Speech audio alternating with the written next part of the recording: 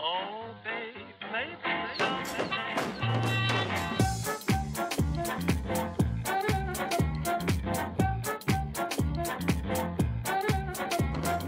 Oh, babe, maybe someday.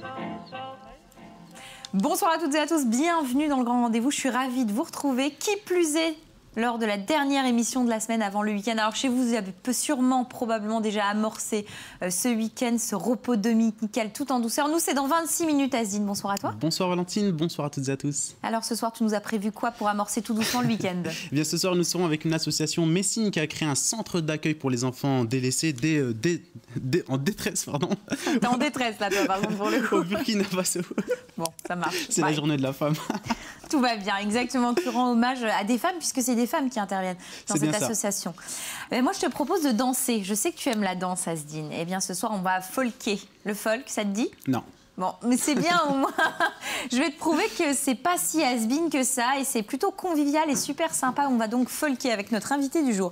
Et du rire ce soir, ça a d'ailleurs bien commencé avec Asdine qui est très en forme, avec un jeune humoriste lorrain. Il s'appelle Loïc. Il viendra nous parler de son premier one-man show. Ouais, le délire. C'est le nom du spectacle, je le fais bien, t'as vu. Et puis je vous donnerai comme d'habitude des idées sorties. Mais on commence notre grand rendez-vous avec les Gabrioles de Gabriel. On y va. Les Gabrioles de Gabriel, est-ce qu'on peut nous montrer l'image d'hier soir? Voilà, un lieu quand même incontournable en Lorraine. Est-ce que tu reconnais ce lieu, Azedine? Il y a des belles lumières là, c'est pas le stade FCMS? Non, c'est un stade, c'est le stade Marcel Picot. Donc c'est à Nancy, un stade donc qui se situe, enfin plus précisément à Tomblaine. Il faut savoir qu'il a ouvert officiellement ses portes en 1913 tout de même. Et aujourd'hui, c'est vrai que c'est le terrain de jeu, j'ai envie de dire, des joueurs de la SNL. Il a une capacité quand même de plus de 20 000 places. Et c'est d'ailleurs la raison pour laquelle il a accueilli le concert de Johnny Hallyday en 2003. Je ne sais pas si tu le savais. Oui, je le savais. Ah. Mais Johnny Hallyday est aussi venu au FCMS. Enfin, dans le stade Saint-Symphorien, du moins. Oui. Bon, c'est pas grave, tu pourras nous le redire. Et c'est un gagnant que nous avons, Claude Scheidhauer. Je suis désolée si ça ne se prononce pas comme ça. En tout cas, c'est Claude qui repart avec 2 places pour aller voir H Tendre et Tête de Bois. Et ce soir, on joue pour un autre concert, celui de Superbus. Ça fait 10 ans quand même, 10 ans de carrière. C'est quand même assez impressionnant, 4 albums dont un best-of. Et le groupe Superbus donne rendez-vous à ses fans à la passerelle de Florence. Ça sera le mardi 19 mars à 20h30. Donc pour pouvoir aller passer une super soirée avec Superbus, il faut trouver la Gabriole de ce soir. Est-ce qu'on peut nous montrer l'image du jour, s'il vous plaît? Voilà. Bon, on commence bien le week-end. Valentine, j'ai trouvé. On ne donne pas d'indice, on ne donne rien du tout. Tout ce que je peux vous dire, c'est que c'est finalement le symbole et c'est un lieu en référence à la Première Guerre mondiale et à ses ravages. Pour jouer, concours@mirabel.tv ou alors vous allez sur Facebook Mirabel TV, l'officiel. À présent, on va donc commencer cette émission dans un registre... C'est une grande première d'ailleurs. Dans le grand rendez-vous, on va parler de la folk. C'est vrai que comme ça, moi, en préparant cette émission, je ne m'étais jamais posé la question sur la popularité de la folk. Et pourtant, Asdine, parce que tout à l'heure, tu disais la folk, ça ne me dit rien du tout. Eh bien, c'est assez populaire, c'est plutôt convivial et c'est surtout transgénérationnel. On va parler du festival Les Giboulées Folk qui débute le 10 mars. Donc, c'est très bientôt en compagnie donc, de notre invité du jour. On l'accueille.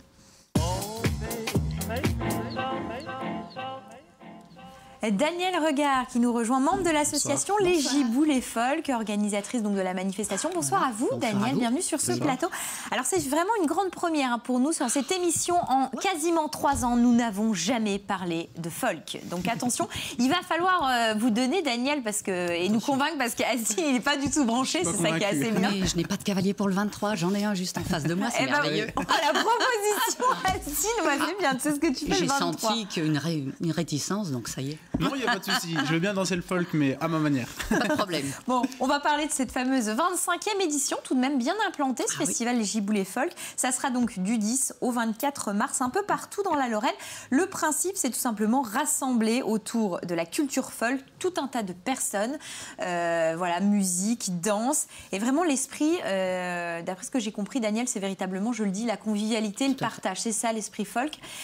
Quel est pour vous l'objectif de cette manifestation? Est-ce que c'est de convaincre des gens comme Asdine que la folk, c'est vachement bien, ou c'est justement aussi apporter finalement notre vision de cette danse, de cette musique? Bah, ça peut être les deux, hein. De toute manière, on n'est pas fermé, justement. Hein. Non, c'est l'occasion, donc, avec cette nuit du folk du 23 mars, qui est un peu le point culminant de la quinzaine, donc de réunir donc, tous les groupes lorrains musiciens qui ont envie de jouer donc, avec nous, et donc plein de danseurs, parce qu'on en a 1000 qui viennent hein, le 23. Mais donc, comme on aime bien partager que tous les Lorrains ne pourront pas venir le 23, on étale ça sur une quinzaine avec d'autres manifestations. On va en parler. C'est vrai que cette image, peut-être qu'à Asdin, un peu ringarde, un peu has-been, ou même pas vraiment d'image, c'est-à-dire qu'on ne sait pas trop positionner la folk. J'imagine que ça arrive souvent. Et pourtant, c'est déjà transgénérationnel, je le disais, et c'est surtout très tendance. On va le prouver puisque vous avez organisé, c'est ça qui est énorme, une flash mob. Et pourtant, les flash mobs, Dieu sait que c'est super tendance à Asdin. Une flash mob en folk, s'il te plaît. Ça aussi, c'est l'état d'esprit des giboulées folk. Ah oui, tout à fait. Là, donc, ça veut dire que là, tous les musiciens qu'on a réunis donc, sont venus un samedi matin, hop, et on a prévenu des danseurs. Et voilà, c'est parti pour danser. Quoi. Donc la convivialité, on voit donc, c'est transgénérationnel. Il y a des enfants, voilà, des gens de 20, 30 ans et plus. Et c'est tout l'esprit folk qui ressort. Au programme du festival, le point culminant, vous le disiez, avec ce fameux bal. Et pendant ces 15 jours, qu'est-ce qu'on va pouvoir découvrir à travers la Lorraine? Alors, on commence le 10 par un bal à Jarville. Vous pouvez déjà vous essayer ça. Donc, en Meurthe-et-Moselle, on commence en Meurthe-et-Moselle. 2 groupes vont venir donc, danser le dimanche après-midi. Et ensuite, on a aussi la quinzaine des ateliers. Donc, tous les ateliers de danse folk qui existent en Lorraine donc, sont ouverts pendant cette quinzaine. Donc, on a un petit programme, bien sûr, parce que pour que nos danseurs en folie puissent venir et choisir leur atelier. Et donc, ces ateliers, il y a souvent des groupes de musiciens qui vont venir animer. C'est l'occasion. Donc, les ateliers n'ont pas forcément de musiciens à chaque fois, mais pour cette occasion, ils viennent. Alors, on a aussi les bars, certains bars de Nancy, de Metz, qui sont ouverts pour accueillir des groupes. Et donc, à Metz, le Rosa Negra lundi, il y a un petit groupe déjà qui passe à 20h. Donc, voilà. Et puis après, c'est plutôt les jeudis, vendredis. On a aussi un partenariat avec les radios. Donc, on va les porter la bonne parole à différentes radios. Et puis, un concert aussi le mardi 12 mars avec un groupe qui s'appelle Alérion. Et voilà, Donc tout le monde est invité à découvrir la folk, notamment à travers la danse. On va accueillir tout de suite Morgane et Étienne. Ils font partie donc du groupe Folksigène. Ils vont nous faire une petite démo, s'ils peuvent venir nous rejoindre en plateau tout de suite, pour voir ce que ça donne. Parce que Asdin, en fait, est beaucoup plus spécialisé en danse hip-hop. Et il avait très envie de voir ce que ça donne de la folk. Bah, on y va, je les laisse danser. On y va.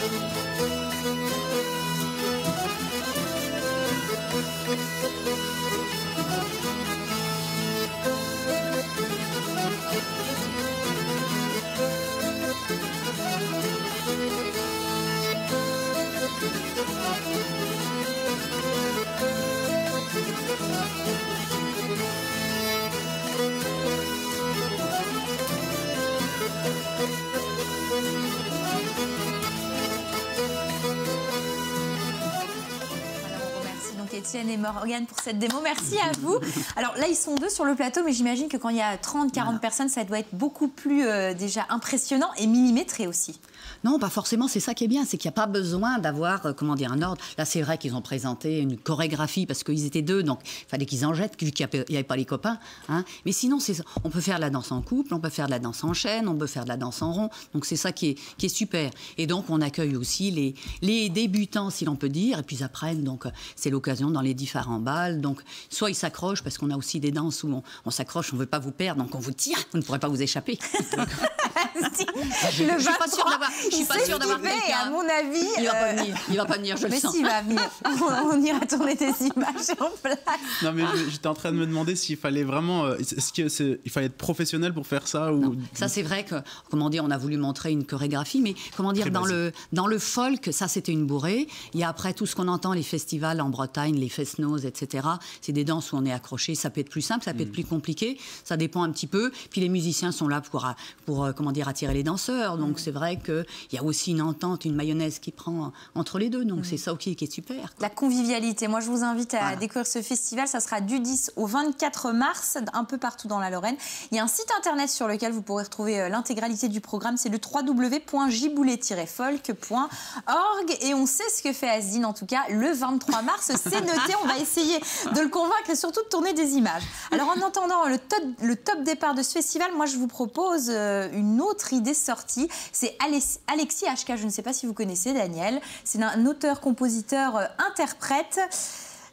Oui, effectivement, c'est une erreur de ma part. J'allais vous parler d'autre chose. C'est les chansons plus fluorées. C'est dingue, je suis déjà en week-end. Pardon, Vienne, et je m'excuse auprès du réalisateur. Il a envoyé les images, le réalisateur de l'émission. Donc, ça sera dimanche 17 mars. Donc, ça, c'est pour passer, par contre, une bonne soirée en famille, puisque c'est un trio assez infernal. Alors, je vous lis l'une des critiques: des fous du vocal complètement atteints du bocal. C'est complètement déjanté. C'est pour les enfants. En fait, ils revisitent des tas de comptines et c'est vraiment très, très, voilà, un bon moment de fou rire à passer. Donc, ça sera du côté du théâtre de Thionville à 16h le 17 mars. Et on a des places pour vous. Vous nous envoyez un email, concours@mirabel.tv, et dans l'objet, vous mettez, oui, Asdine, chanson. C'est pour les enfants, ça? Oui, c'est pour les enfants. T'imagines le gosse après? Il ressort. On n'est pas obligé de ressortir comme ça, Asdine. Les chansons plus bifluorées. On va rester dans l'univers des enfants, Asdine, si tu le veux bien. On va parler par contre d'enfants qui ne vivent pas en Lorraine, qui vivent au Burkina Faso. Mais par contre, c'est une association lorraine qui les aide au quotidien dans leur vie sanitaire, alimentaire, dans leur cadre de vie, et qui leur donne plein d'amour. Place aux assos, donc avec Asdine.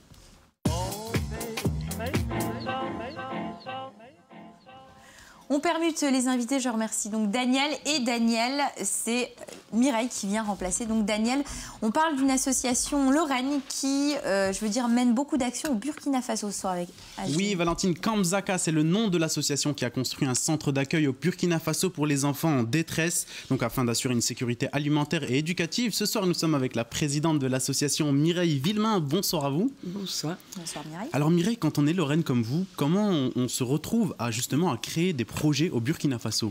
Eh bien, je faisais partie d'une association déjà un petit peu de façon assez légère, et j'ai eu l'occasion de voyager avec les adhérents de l'association Partage, pour la nommer.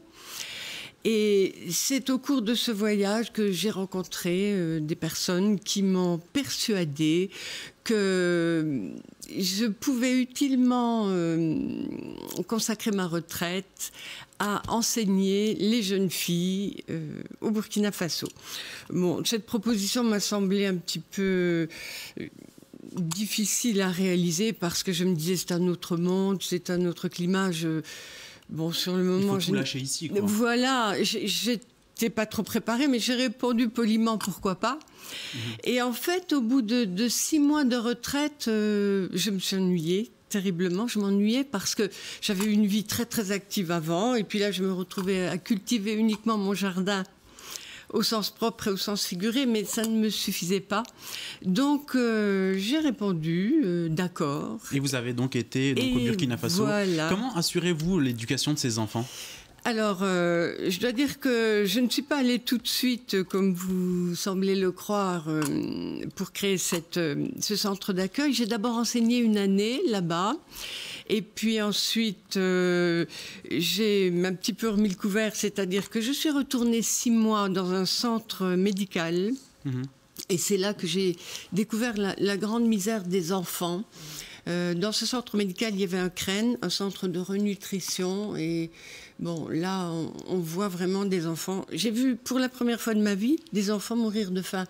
Ça m'a tellement secouée que je me suis dit, il faut faire quelque chose. Et c'est là qu'est né ce projet de création d'un centre d'accueil pour les enfants en détresse. Donc ces enfants qui sont accompagnés, je crois, de leur tantie. Il y a 3 femmes qui s'occupent de ces enfants-là sur place au quotidien. Voilà, il y a trois femmes qu'on appelle les tanties, effectivement, qui s'occupent du quotidien. Il y a une directrice, si vous voulez, qui s'occupe de gérer déjà le centre, de gérer les fonds, en fait, et puis qui s'occupe aussi de l'animation, parce que les enfants, il faut les éduquer, il faut les occuper, voilà. Et leur apprendre le français, parce qu'aucun ne connaissait le français en arrivant. Hein. Ils parlaient la langue locale. Voilà. Et il y a un gardien de nuit également. Donc 5 personnes. Toute une équipe qui les encadre, qui leur apporte de l'amour, et tout un tas de choses. Sans intervention de la part de l'association, ces enfants, ils seraient devenus quoi? Ils seraient devenus quoi? C'est-à-dire qu'ils seraient restés dans les familles d'accueil ou dans la grande famille, parce que la plupart de ces enfants ont encore un père ou une mère, mais ils restent dans la grande famille. Il faut dire que on n'a pas situé, mais en fait, c'est un milieu, c'est ce qu'on appelle la brousse, c'est-à-dire c'est un milieu villageois. Ils sont tous issus de villages très très pauvres, où on pratique une agriculture vivrière, mais où les familles ont bien du mal à se nourrir et à nourrir leurs enfants. Donc l'enfant qui arrive en surcroît, parce qu'il a perdu son père, sa mère ou les deux, eh bien il passe après. Et ce sont des enfants qui vivaient très très mal. Et bon, ce qu'ils seraient devenus, bien ce qu'ils étaient, c'est-à-dire des enfants en mauvaise santé, des enfants mal nourris, des enfants pas éduqués. Aucun n'allait à l'école. Et justement, tout à l'heure, on parlait d'une anecdote en coulisses, un enfant albinos. Oui. Il s'appelle Sita, et qui a été chassé de son village parce qu'il était à 50% blanc. Comment on fait face à ce genre de situation? Alors, c'est un enfant qui nous a été confié par l'Action sociale, comme tous les autres enfants. Vous le voyez, effectivement, là, il avait 4 ans. Je suis allée le chercher dans le village. Il avait 4 ans, il en paraissait 2. Et c'est un enfant qui était en danger. Son oncle l'avait recueilli parce que lui avait perdu ses 2 parents. Mais son oncle savait que cet enfant serait réellement chassé du village si on ne faisait pas quelque chose, parce qu'un albinos porte malheur selon la coutume là-bas. Voilà. Donc cet enfant, on l'a accueilli. On l'a fait visiter bien sûr par un médecin. Il a peut-être un petit peu la chance de ne pas être tout à fait albinos, pas à 100%. Donc sa dépigmentation n'est pas aussi prononcée qu'habituellement. Cependant, c'est un enfant qui n'a que 2/10 de vision. Et donc, on le suit particulièrement parce que maintenant il est au CP. Donc, il faut vraiment... Nouveau destin en tout cas pour ce petit Sita. Il y a un site internet sur lequel on peut retrouver l'association Asdine. Oui, bien sûr, Valentine, www.kamzaka.org. Il y a plein d'infos, on peut même faire des dons. Merci beaucoup Mireille pour tous ces renseignements. Je voulais vous signaler que le site est un petit peu malmené en ce moment parce que le jeune qui s'en occupait est un étudiant, il n'a plus trop le temps. Alors je fais un appel. S'il y a un étudiant qui nous regarde, une âme généreuse qui veut bien refaire le site internet, c'est noté. Mireille, l'appel est passé. Merci à vous. À présent, on va quitter le Burkina Faso. Je vous en parlais tout à l'heure, ce fameux Alexis HK. J'étais pressée d'en parler, mais non, c'est autre chose. Ça, il sera donc à Nancy le samedi 16 mars. À l'autre canal, il faut savoir qu'il est auteur, compositeur, interprète. Il présente son dernier album, le dernier présent, 6 albums quand même à son actif. Et c'est vrai que c'est un chanteur à la voix rauque avec des textes très bien ficelés. Il sera donc de passage en Terre-Lorraine le 16 mars à l'autre canal à 21h. Et en première partie, on aura la chance d'écouter Alex Toucourt, qu'on a reçu très récemment pour son dernier album et qu'on aime beaucoup, Alex Toucourt. Donc pour aller passer une très bonne soirée à l'autre canal le samedi 16 mars, il faut nous envoyer un email parce qu'on a des places pour vous, concours@mirabel.tv, et dans l'objet, vous mettez Alexis HK. Merci encore à vous Mireille d'être venue sur ce plateau. Qu'est-ce que tu as prévu ce week-end, Asdine? Pas grand-chose. Il y a le salon de, je sais plus quoi. Du bien-être et de la vitalité. Voilà, donc Alors, je vais peut-être faire un tour. On va pas parler bien-être, mais quoique, ça peut apporter beaucoup de joie. On va stimuler nos zygomatiques. Moi, je vous propose un bon plan pour se fendre la poire ce week-end.